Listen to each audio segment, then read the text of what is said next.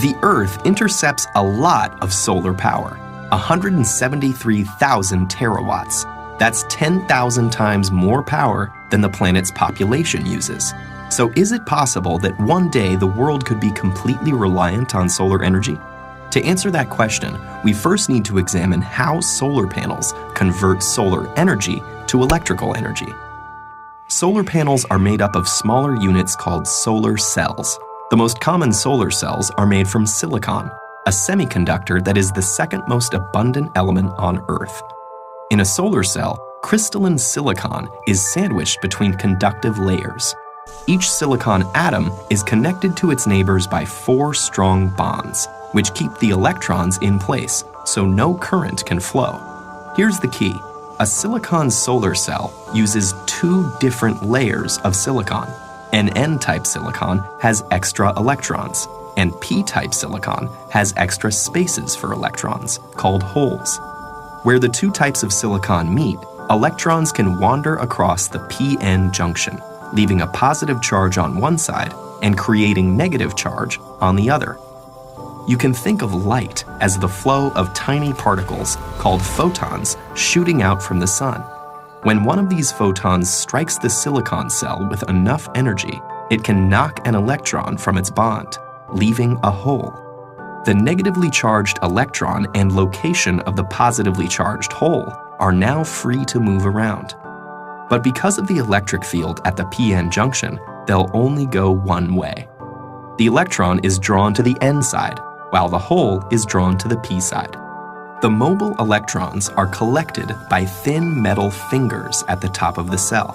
From there, they flow through an external circuit, doing electrical work like powering a light bulb, before returning through the conductive aluminum sheet on the back. Each silicon cell only puts out half a volt, but you can string them together in modules to get more power. 12 photovoltaic cells are enough to charge a cell phone, while it takes many modules to power an entire house. Electrons are the only moving parts in a solar cell, and they all go back where they came from. There's nothing to get worn out or used up, so solar cells can last for decades. So what's stopping us from being completely reliant on solar power?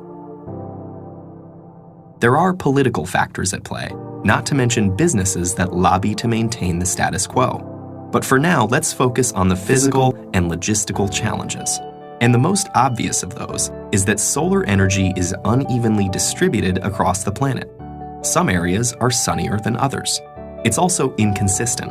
Less solar energy is available on cloudy days or at night. So a total reliance would require efficient ways to get electricity from sunny spots to cloudy ones, and effective storage of energy. The efficiency of the cell itself is a challenge too. If sunlight is reflected instead of absorbed, or if dislodged electrons fall back into a hole before going through the circuit, that photon's energy is lost.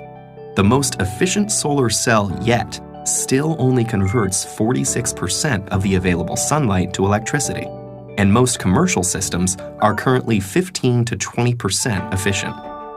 In spite of these limitations, it actually would be possible to power the entire world with today's solar technology. We'd need the funding to build the infrastructure and a good deal of space.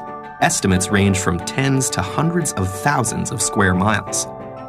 Which seems like a lot, but the Sahara Desert alone is over 3 million square miles in area. Meanwhile, solar cells are getting better, cheaper, and are competing with electricity from the grid. And innovations like floating solar farms may change the landscape entirely. Thought experiments aside, there's the fact that over 1 billion people don't have access to a reliable electric grid, especially in developing countries, many of which are sunny. So in places like that, solar energy is already much cheaper and safer than available alternatives like kerosene. For, say, Finland or Seattle, though, effective solar energy may still be a little way off.